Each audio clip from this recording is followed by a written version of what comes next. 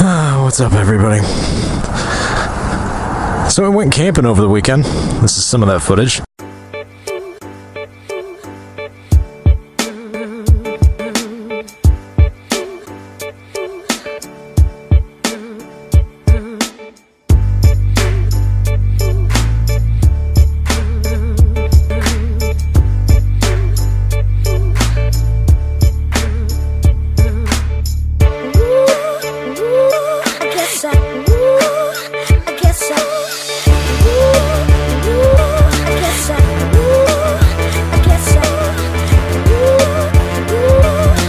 Early one morning I was making the rounds. Took a shot of cocaine and I shot my woman down.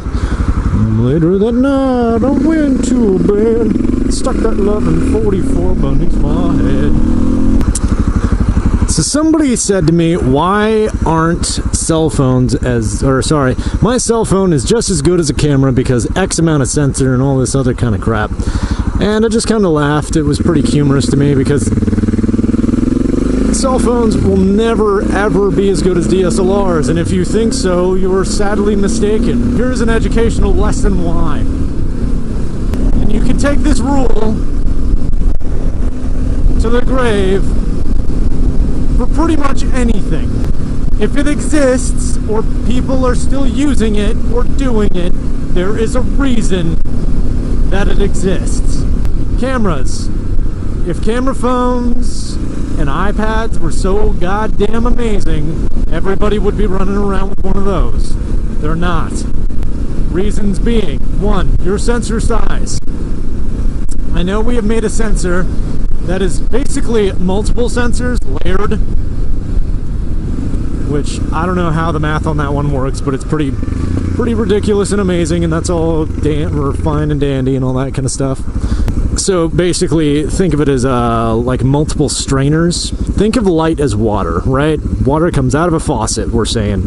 Water's coming out of a faucet like crazy, and I need to capture some of it.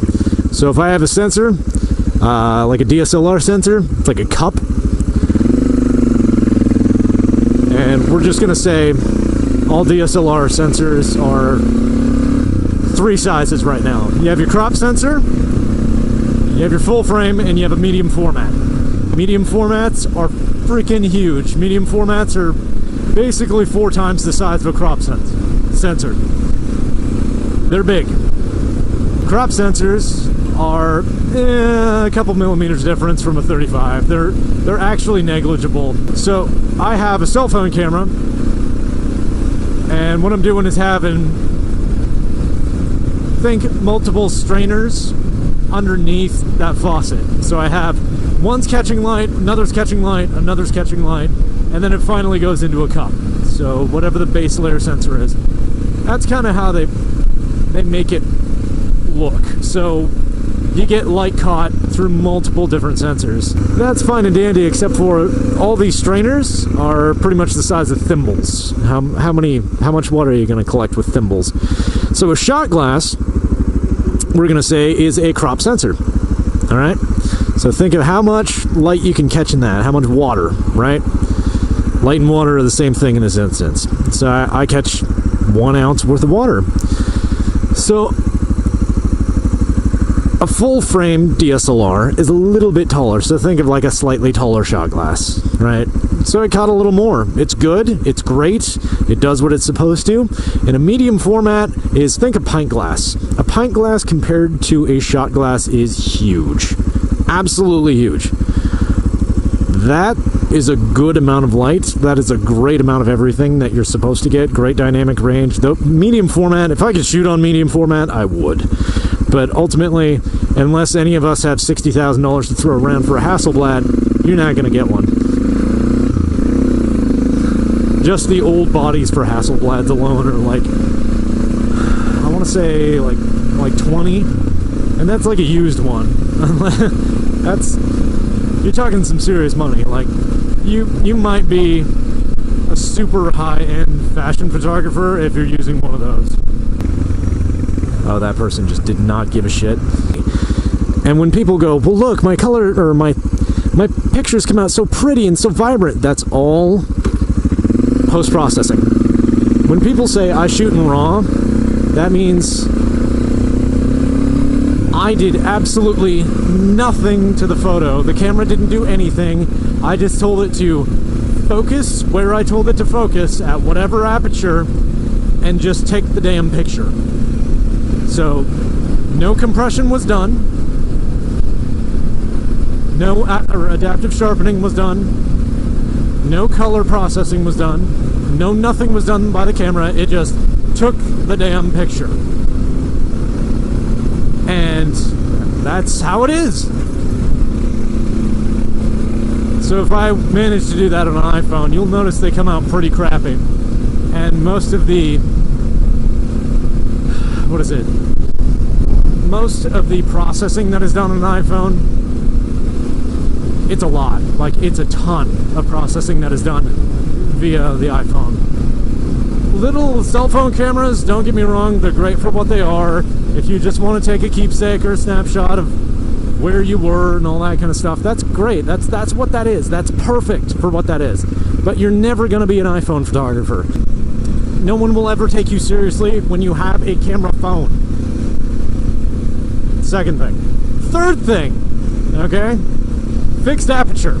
Cell phone cameras have a fixed aperture. They're an f, whatever the hell they are. I think they're like an f4 or an f3, somewhere around there, 3.2, 3.4. You can't change that, so your depth of field is always the same. With a DSLR, I could change my depth of field, getting that nice, great blurred out background, or bokeh, or bokeh, depending on where you're from. Ultimately, when you see pictures of people and they are tack sharp, and that background is super blurred and nice and creamy looking, that's what that's from. Also, that dictates how sharp your goddamn picture can be.